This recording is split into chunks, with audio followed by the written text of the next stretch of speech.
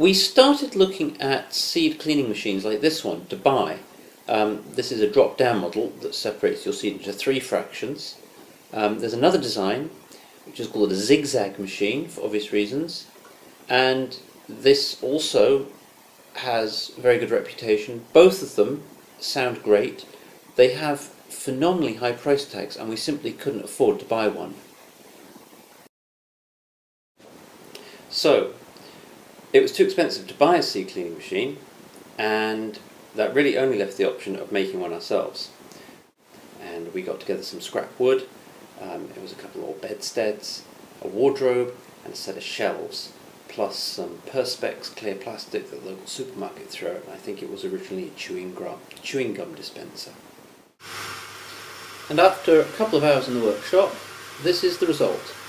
This is the first version of the machine, and here we are testing it for the first time on some pepper seed.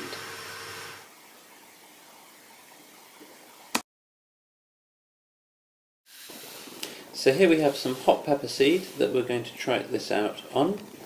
The seed's pretty good actually, but there are a few thin ones in there that it would be nice to get out. I'm going to turn on the suction source, which is just a shop vacuum. It's a 2 kilowatt unit, so quite a powerful vacuum. And then we're going to pour the seeds in the funnel at the top, and as they go down, a small number of the lighter ones are sucked off sideways and up to the right through this narrow gap here. That's an area of high suction because it's narrower. As the seeds fall down, they hit these little triangles and they tumble through the zigzags, and that makes sure that they catch the airflow. The air is flowing upwards, it's being sucked. It comes in the bottom, and the airflow is flowing upwards against the seeds as they fall down, and you can see them bouncing and tumbling round and round. And the lighter ones, actually you can occasionally see them getting sucked up into that accelerating stream of air, and they then fall out down into here, which is the reject seed compartment. Now here I'm just changing the suction simply by covering up a hole, and you can see with less suction, now I'm putting the suction back up, and now you can see with more suction, more seeds are getting whipped out. So by controlling the suction, simply by bleeding more or less air into the thing, you can actually control whether light or heavy seeds are pulled across into the reject channel. And there's the result.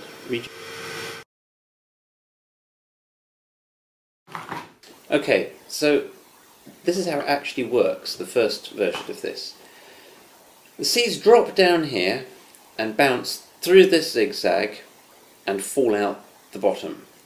Now what's happening with airflow is there's the suction hose is in at the top, okay, and that's actually sucking up. So the air enters the machine at the bottom, it goes through these zigzags and then accelerates through this narrow gap.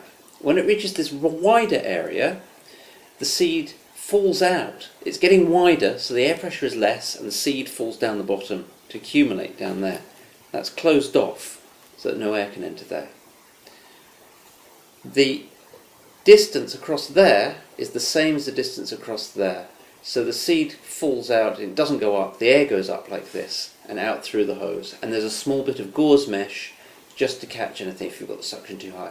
These holes let in air from the outside, and we can have them all open, or we can close them gradually, bleeding in less and less air. So 7 gives us lots of suction, and as we go down, 5, 4, 3, 3.5, that gives us less suction.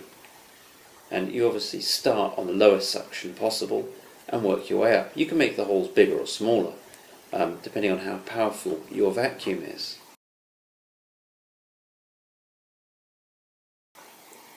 What you're looking at now is the final design of the machine, after we'd made a few small changes. Basically, the seed was really only being separated as it went past the chute at the top, and it wasn't getting dragged back up enough as it tumbled through the zigzags. So what we did was took it apart and put in more little triangles to make that tumbling pathway much more consistent in size.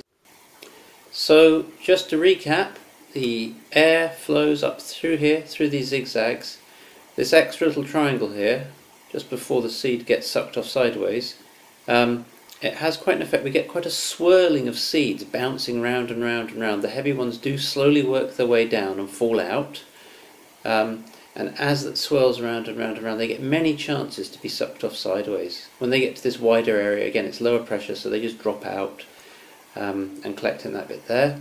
And the airflow, of course, is round up here and out the top to the shop vacuum unit. And that's it.